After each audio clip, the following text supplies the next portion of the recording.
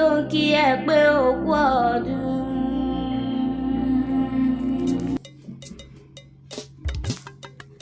Òkú ọdún, òkú ọdún o, Olúwa dá mi lọ́lá o, kò pẹ́ láyé. Òkú ọdún o, Olúwa dá mi lọ́lá o, kò pẹ́ láyé. Aládùkẹ́ òkú ọdún òkú yèédún. Ọmọ bíbí inú Fásọlá máa gbọ́ ẹnu mi dáadáa. Òní ní sọjọ́ bí ìrẹ́kórí jẹ́ òpẹ́ nílé ayé. Òkú ọdún èní ẹ bá ń ká mọ́ bí ọjà rẹ̀ wà lóbìnrin olórí ire ọmọ ni. Aládùkẹ́ máa gbọ́ dídùn ẹnu mi. Ọmọ Ìjẹ̀bú ọmọ èrè níwà. Ọmọdún mádé ọmọdún mọ́sù pẹ̀dì ẹ̀jẹ̀ Ìjẹ̀bú ló kọ́ náwó dọ́là kóyìnbó tó kówó dé. Kó tó dòwó ẹrú kó tó dòwó ọmọ nínú ilé àwọn bàbá rẹ̀ ni.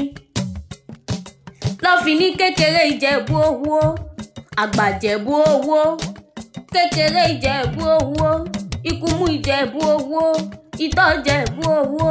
Gbogbo ọmọ Ìjẹ̀bú tí mo mọ̀ pátá ni wọ́n lówó lọ́wọ́ nínú ilé àwọn bàbá rẹ̀.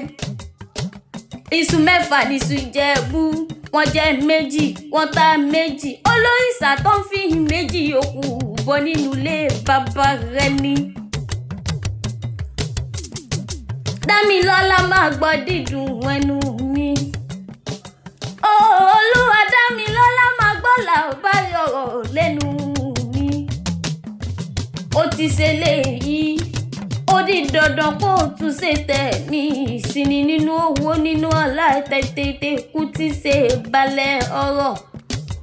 Ẹ̀yin lọmọ onígbò máde, ẹ̀yin lọmọ onígbò máwọ̀. Àjòjì tó bá wọgbó wo nínú ilé èrè onítọ̀hún yóò dẹ́bọra ní. Ayé ló gbàjẹ́ ebú ẹ̀ fi wẹ́ ní wíníwíní. Ayé ló gbàjẹ́ ebú ẹ̀ fi wẹ́ ní wíníwíní. Bó bá wọn ń Jẹ̀bú wá fẹ́ ní yòókù tí ẹ ìsọdún alágẹmọ ọmọ alágẹmọ pìdí jówìnì. Kò má sẹ́ni tó mégún wọgún bára ìbá ló wégún wogún rẹ̀ mọ́ nínú ilé rẹ̀ ni. Olúwa Dámilọ́lá máa gbọ́rọ̀ ẹnu mi. Ìwọ tún lọmọ Ẹ̀gbá ọmọ Lísà bí ọmọ agbòǹgbò àkàlà. Aládùkẹ́ ó ti sọ́dún ọdún èyí wà tún ṣe tẹ̀mí ìsinmi lágbára Ọlọ́run ọba wèrè ò dákọ́ lọ́rùn ọba máyà ọ́níwèrè. Àsìkò rẹ tó ti ń dùn yọ́ Ọlọ́run ọba oníjẹ́ òdì kí ikọ̀ òkú ọdún. Bàbá wa béèrè pé ta ni kọrin àdùn sí ọ létí.